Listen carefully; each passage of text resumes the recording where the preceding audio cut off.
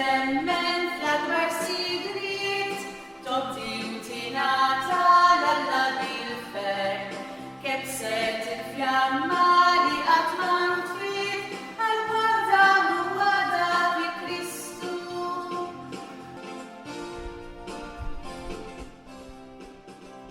Sister Teresa Agostinjana insellimlek u nilqek għal programm ieħor ta' qari spiritwali mill-ktieb Oħroġ minn artek li kellimna fuq il-ħajja tal-madre fundatriċi tagħna is-Sorjiet Agostinjani servi ta' Ġesu Marija li il-Venerabbli Suor Marija Teresa Spinelli. Insejħu Trinità Qaddisa semmija fl-isem tal-Missier u tal-Iben u tal-Ispirtu Santu. Amen. Talba tal-madre fundatriċi kienet ħobba ferm.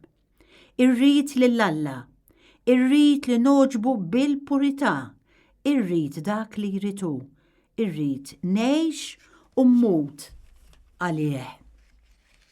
Inkomplu fejn ħallejna l-aħħar darba semmija sa nibdew kapitlu 24 li jġib it-titlu Kunu perfetti u nibdew biex nisimgħu x'kien minn qalbu jitlob Santu Wistin lil Mulej, lilek biss inħobb Mulej warajk biss nimxi, lilek biss infittex, lilek biss irrid naqdi, ikmandani nitolbok, itlobni kull ma trid, irrid naqdik bil-ferħ ġu qalbi, mhux għax imbuttat imma għax inħobbok.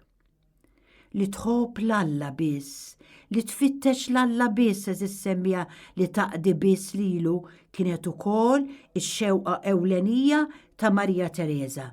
Diġà tajna xi ħiel tagħha meta xtaqet tagħmel dawn iż-żewġ voti li huma li tgħix b'mod l-aktar perfett u li toffri ruħha vittma. Dan il-pass għamlitu b'mod formali nhar is-16 ta' Lulju 1835, meta kellha 46 sena. Għaqdu sija li kienet turi din tidher wisq kbira, ma fil-fatt hekku ninnutaw li fil-formula li ħallitilna tikteb imġeddet u dan jurina biċ-ċar li l-vot għamlitu tard imma kienet ilha tgħixu. Kieku ma kienx diġà qed tgħix dik il-ħajja spiritwali tagħha, il-konfessur ma kienx jasal biex iħallija tagħmel żewġ voti kbar bħal dawn minn kif ser naraw. Isimgħu il-kliem li qalet Teresa waqt it-tiġdid ta' dawn il-voti. Fġieħ l-imħabba tas-Santissima Trinità ta' Ġesu u Marija u tal-qaddisin kollha l-aktar tal-protetturi tiegħi, jien, Sor Marija Teresa Spinelli ta' San Pietru, inġeddet il-voti imsemmija hawn taħt. Lill-Alla tiegħi ngħidlu u nitolbu jaħfilli l-infedeltajiet u jiskuża il-miżerji tiegħi.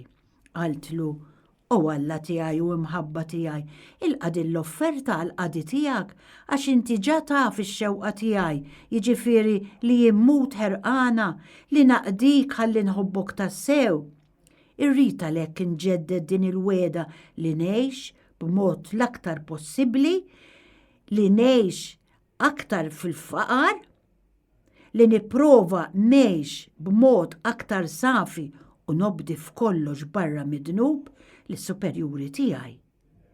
Billi nipproponi li nwetta r-rida tagħhom bl-akbar imħabba u perfezzjoni, li nintelaq b'mod l-aktar perfett f'idejn Alla, li nagħmel kull ma għandi nagħmel ngħid, naħseb, nixtieq għall-imħabba tas-Santissima Trinità, tal-Mulej tiegħi Ġesu Kristu u ta' Ommu Marija u tal-qaddisin kollha. Li noqgħod għal-regoli tiegħu li qatt ma nonqos bajnejja miftuħa, lanqas fl-iċken nuqqas. Bil-grazzja divina irrid inħobb u noġob biss lil Ġesu u li nżomm il-preżenza talla il-ħin kollu quddiem għajnejja billi nufri ruħi vittma għall-imsejkna midinbin, nitlob għalihom u għall-erwieħ tal-purgatorju, inwiet li nitlob għal konverżjoni tal-midinbin, tal-pagani, tal-eretiċi u tal-lut biex jitqazzu it-tajbin l-aktar dawk il-persuni avdati fidejja u id-direttur spiritwali li jenni u għal daw kollha li qed jgħixu miegħi f'dan il-monasteru imqaddes. Komplet li nobdi b'mod partikolari lid-direttur spiritwali li nsum mill-laħam u minn dak kollu li hu żejjed u fl-aħħar net li nitħarreġ fl-umiltà qaddisa kemm minn ġewwa kif ukoll minn barra. Imma dan kollu mhux biżżejjed qaltlu u Alla tiegħi. Irrid nikkuntentak kemm niflaħ, irrid anki jimmut għalik. Aħfer l-entużjażmu u s-sogru tiegħi waqt li nafda fuq il-grazzja tiegħek u l-għajnuna divina. Nerġa' ndur lejk, la inti stess nebbaħtni, jiġifieri li nitħarreġ b'mod l-aktar għoli u sakemm hu possibbli anki b'mod l-iktar erojku li ngħix il-virtujiet li nixtieq nipprattika, jiġifieri il-faqar, is-safa, l-ubbidjenza lejn is-superjuri, it-telqa sħiħa fidejk, l-umiltà li xejjinni għal kollox, il-modestja, is-silenzju, il-ħnina, il-karità u l-paċenzja, it-tjieba, il-qawwa, il-ġustizzja, id-devozzjoni, il-gratitudni, it-talb, il-paċenzja tal-Alla, iċ-ċaħda, id-żelu għall-erwieħ. Għatini mela qaltlu mulej Ġesu il-barka tiegħek, il-grazzja li nikkorrispondi ma' dawn il-wediet waqt li b'qalbi kollha nixtieq inkun fidila fl-osservanza lejhom bil-għajnuna tal-Missier, l-Iben u l-Ispirtu Santu u tal-om tiegħek l-aktar għażiża Marija. Amen. Kien is-16 ta' Lulju 1835 meta qalet dan kollu lil Mulej il-madre fundatriċi tagħna. U jien ngħid hawn is-semmija kif joqtawna nifissna il-qaddisin. Min iħobb is-serjetà lill-Alla jintilef din l-imħabba, mhux biss ma jibżax mit-tbatija u slaleb, imma jitlobhom bl-umiltà l-Alla biex jurih li jħobbu. Sant'Ugustin jgħid, jekk ma tafx tilqa' persekuzzjoni tfisser li għadek ma ddeċidejtx li tgħix tassew għal Kristu. Il-veru nisrani li jrid iwettaq il-wedid tal-mamudija huwa lest li jmewwet il-ġisem tiegħu bil-ġibdiet ħżiena kollha biex Kristu jibda jidher fih. Imma jien permezz tal-liġi, mit-tal-liġi jgħidilna San Pawl biex ngħix għal Alla. Issa labt ma' Kristu, ngħix imma mhux jien, iżda jgħix fija Kristu. Il-ħajja li ngħix fil-ġisem qed ngħixha bil-fidi fl-iben tal-Alla li ħabbni u ta' ruħu għalija.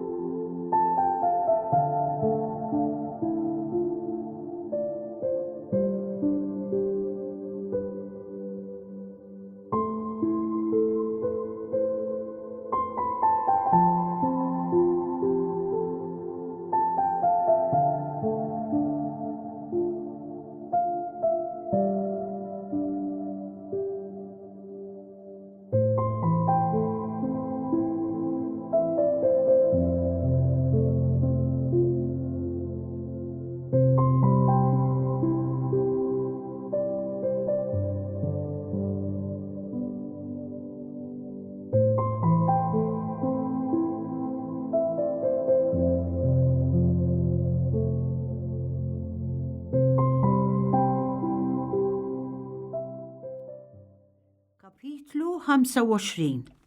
Binta Domenika. Waħda bit-batijiet kbar li kellha ġarrab Marija Teresa kienet propju minħabba binta Domenika.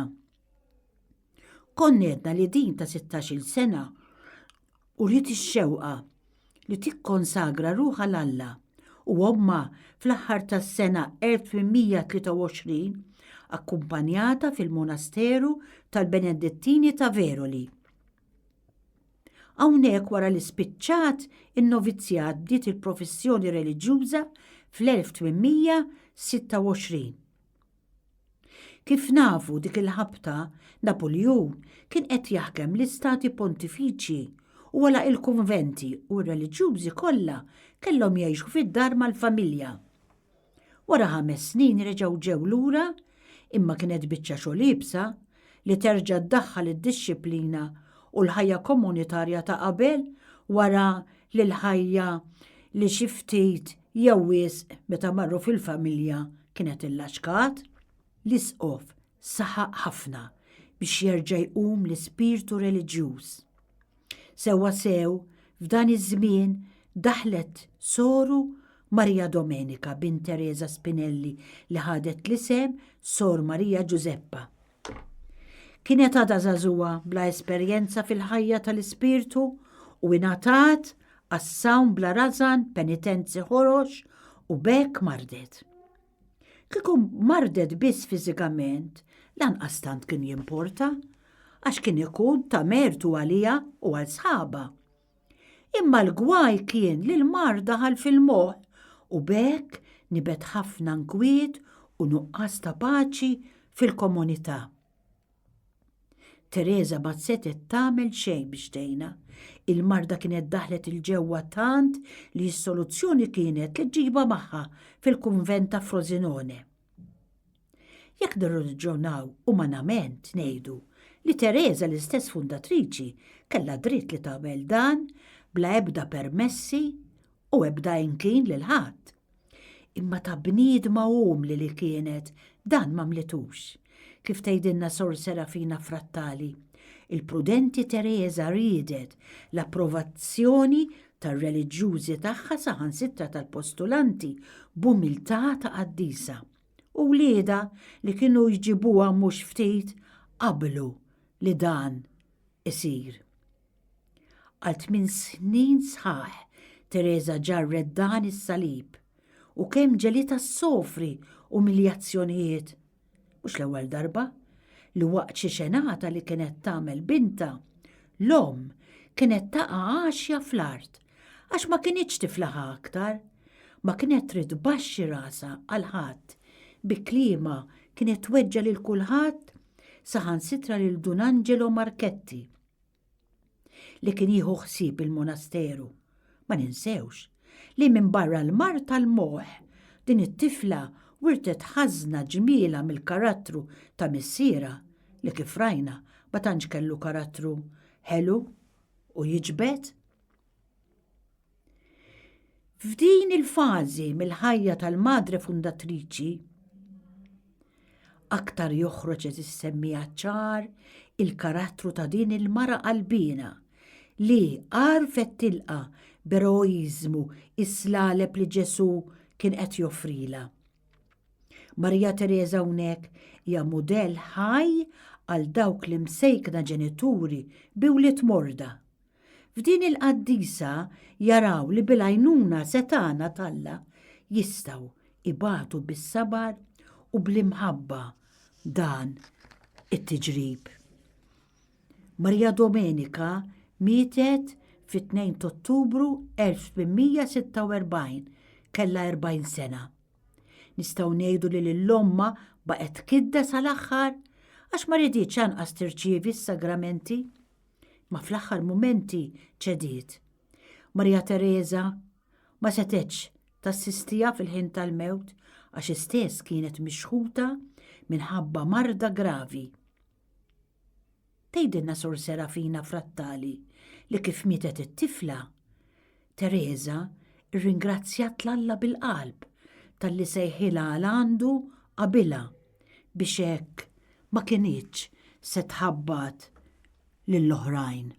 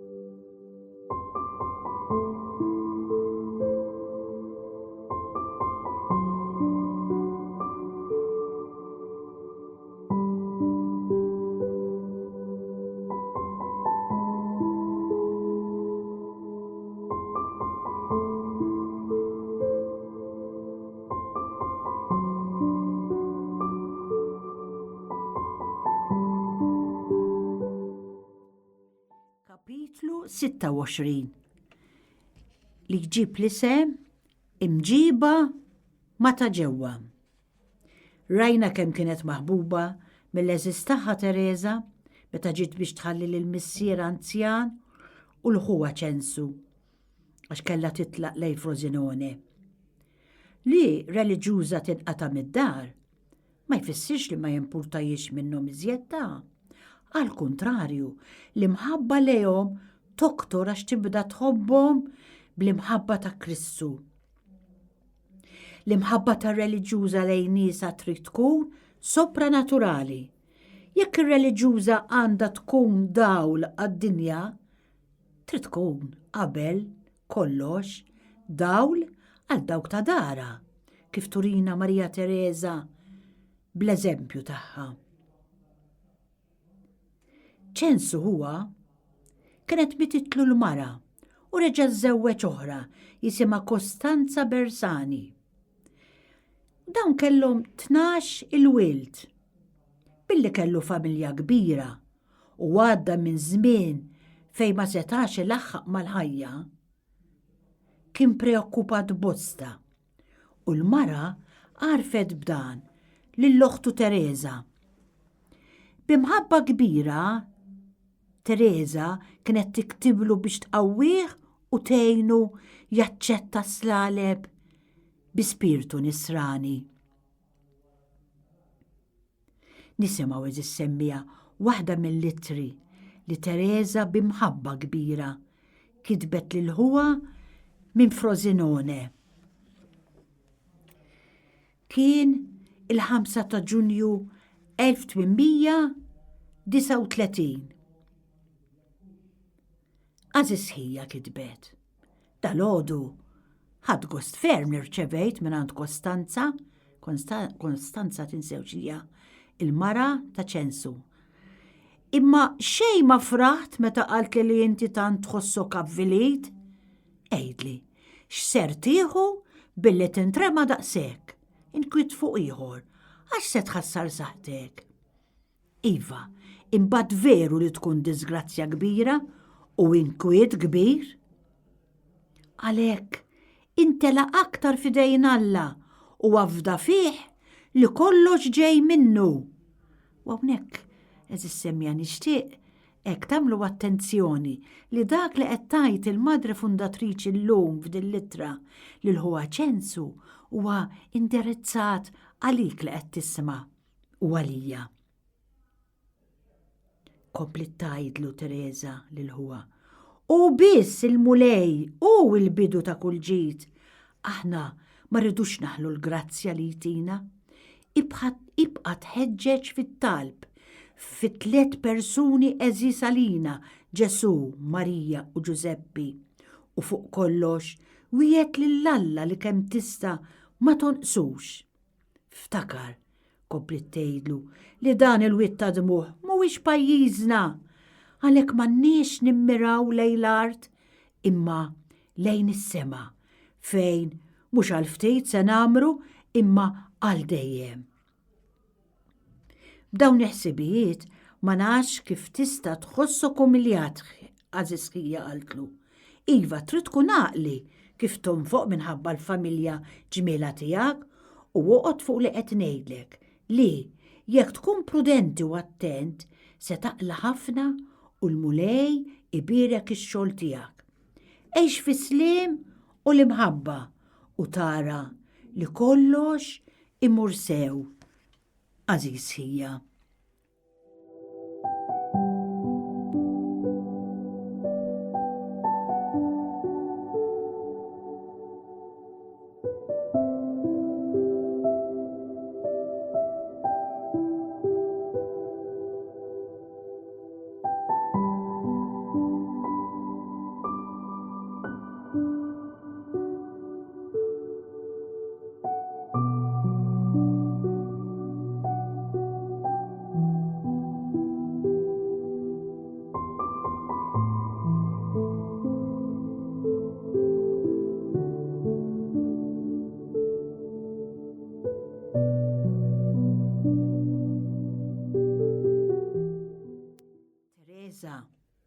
Ma dan huwa kella rabta speċjali.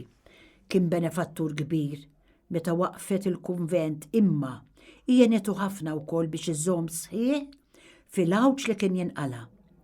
F'littra li Teresa kitbet lil Don Vincenzo Sarra, il-konfessur tagħha tgħid: Għadni kif irċevejt minant hija fejn qalli li jinsab ħażin ferm.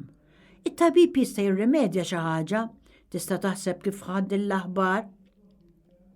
Dakinhar stess li miet fil-5 ta' Frar 1844, Teresa riġet kitbet hekk: X'ħin ġedditt il-voti iftakart li noffri ruħi vittma l-proxmu tiegħi. Fimt li l-imħabba hi ordinata u għalhekk noffri li l-nifsi kolni kemm jien qabel xejn għal-ħija. U hawn jien ġedditt it-talba tiegħi u tlabt tlalla maħfra u ħniena għatwajjeb ħija u għal-martu.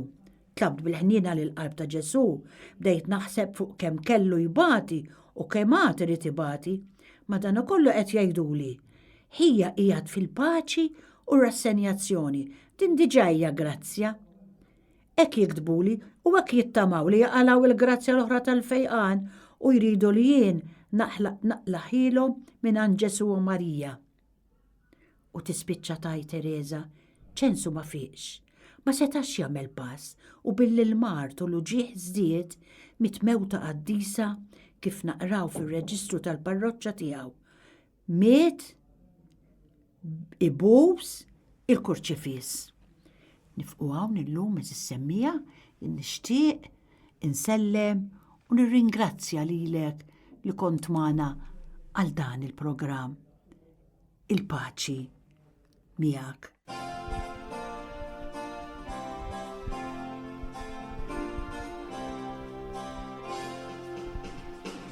Forsi tistaqsi x'inhu għaddej, ejja nuruk mill-ħajja jifel. Nixxu ferħana naqdu l-mulej, għal-għada fi Kristu. Omna Teresa għexet fil-tal, għalmet li żgħażagħ titli f'ħajri, dejjem riditna naqdu bil-qalb, għal-għada fi Kristu. Hi kienet temmen